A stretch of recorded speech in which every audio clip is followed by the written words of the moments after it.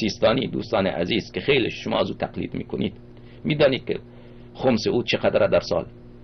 صدها میلیون دلار، صدها میلیون دلار، از میلیارد دلار بالاتر است بودجه سال او. برای خیلی راحته که چندین شبکه اینطوری را اضافه. او میدانی با این پول شما چیکار میکنه؟ بله، دست یک فاسق، یک فاجر، یک اوباش جواد شهرستانی و یک اوباش دیگر، یک فاسق فاجر دیگر مرتضی کشمیری و دست یک فاسد عقیده دیگر به نام رضا سیستانی پسرش، دست این 3-4 نفره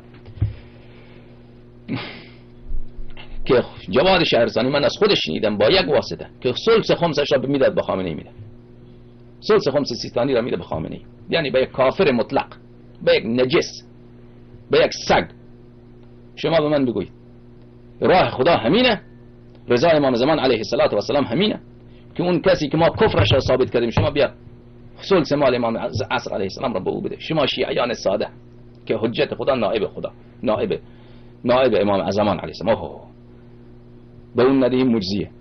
شما شیعیان ساده، شما تجار شیعه، شما رو گول میزنن، میای مال خانه شما رو با شما تقسیم میکنن و وکلاش. خدا شاهد شیعه فقیر بیچاره به مشکل میتواند که کرایه اجاره منزلش را بده، میرن با این وکلای مراجع میرن مال خانهش را تقسیم میکنن.